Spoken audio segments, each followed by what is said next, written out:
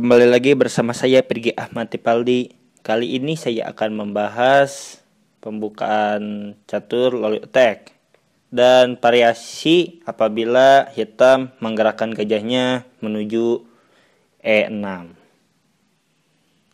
Ya, sudah pasti bahwa di sini hitam menyadari bahwa serangan kuda kali F7 ialah sangat berbahaya sekali.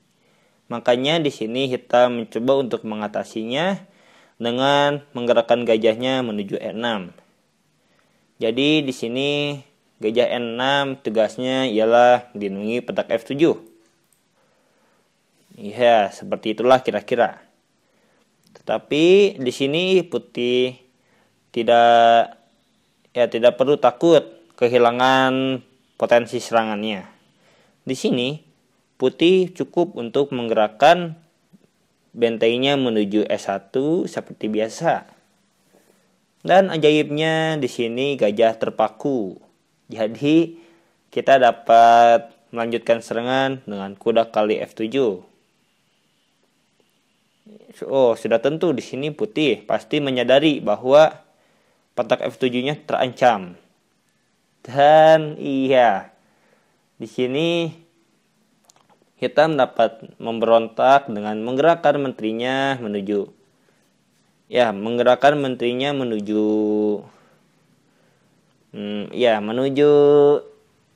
menuju D7. Menuju D7 atau E7 melindungi petak di F7. Kira-kira seperti itulah. Jadi tetapi di sini putih masih tetap dapat memakan pion di F7 dengan kuda kali F7. Sudah jelas ancamannya ialah menyerang benteng. Di sini hitam dapat menggerakkan benteng, tetapi ya sudah pasti bahwa tujuan menggerakkan menteri menuju D7 ialah mengantisipasi serangan tersebut. Seperti ini. Tetapi di sini putih dapat langsung memakan kuda yang tak terlindungi. Dan secara ajaibnya di sini gajah terpaku terhadap raja maupun terhadap menteri. Dan ya di sini tidak ada cara yang baik untuk melindungi gajah. Sebagai contoh, apabila di sini hitam menggerakkan kudanya, misalnya, ya kita hanya perlu mengancamnya sekali lagi dengan menteri. Ya, dengan menteri G4. Jadi di sini kita memiliki 3 penyerang yang sangat aktif sekali menyerang raja hitam. Dan ya, sudah pasti bahwa di sini hitam akan kesulitan menangani serangan tersebut. Apalagi jika hitam berencana untuk melindungi gajah dengan raja. Ya, itu ialah satu hal yang sangat fatal sekali. Karena gajah tetap dapat dimakan oleh benteng, skak. Dan setelah raja menghindar, misal mau kemanapun raja menghindar, di sini putih dapat melakukan discovery attack.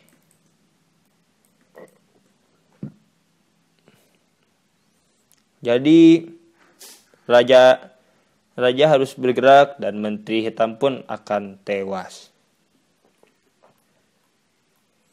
Jadi sebenarnya menteri tidak dapat bergerak menuju petak selain petak yang berada di file D.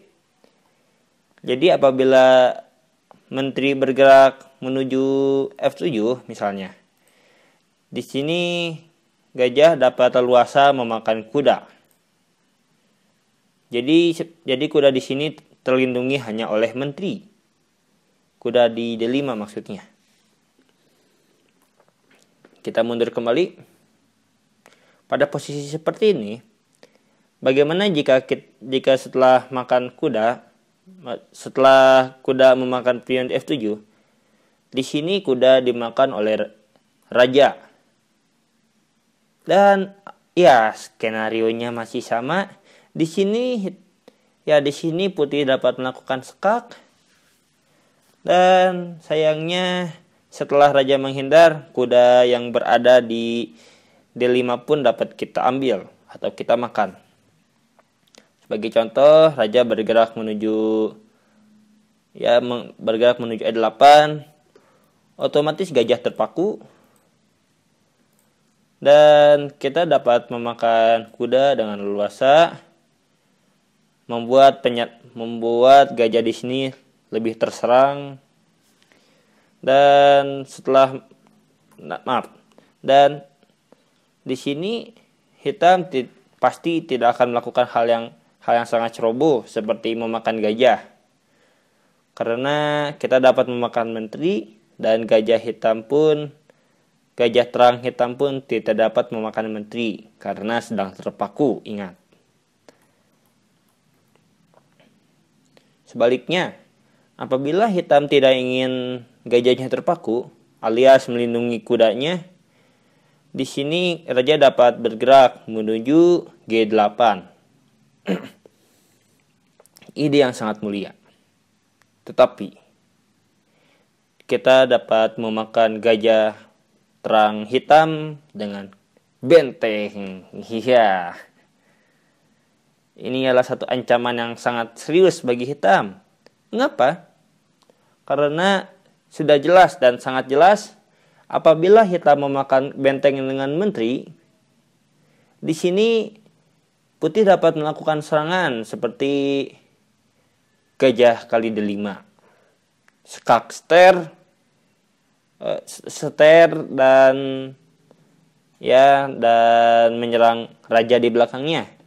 Jadi skak seter secara tidak langsung. Menteri tidak dapat bergerak kemana-mana, dan hitam mau bergerak kemanapun, di sini menterinya pasti akan tewas. Ya, misalnya menteri memakan gajah, maka kita hanya perlu memakan menteri dan skakmat. Misalnya pada posisi seperti ini hitam menggerakkan pion hanya menuju H6.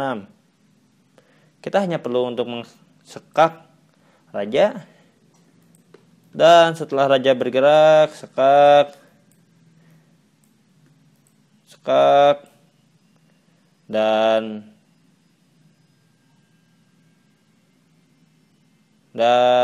ya, di sini beberapa langkah lagi putih dapat melakukan skakmat. Ya, dengan sangat kejamnya.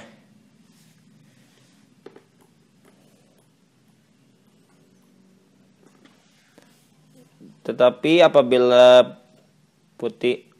hitam ingin menghindari skakmat, di sini hitam dapat melindungi menteri dengan kuda.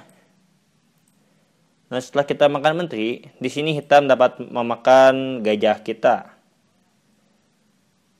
Tetapi sudah jelas bahwa menggerakkan menteri menuju D5 akan lebih menyengsarakan hitam. Karena di sini hitam harus membuat celah agar rajanya dapat kabur.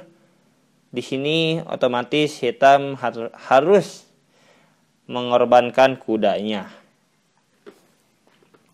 Jadi sudah jelas bahwa kemenangan ada di tangan putih. Jadi secara umum saya ingin mengatakan bahwa langkah efektif untuk menghadapi serangan di peta F7 ya tidak dapat ya tidak dapat dilaksanakan dengan baik karena di sini putih memiliki benteng yang siap meluncur menuju S1. Jadi itulah inti dari Loli Attack, yaitu ya mengembangkan perwira bentengnya agar dapat ikut serta menyerang di file E, dan itulah ya serangan Loli Attack. Terima kasih atas perhatiannya. Mohon maaf bila ada kesalahan. Please subscribe-nya dan sampai jumpa.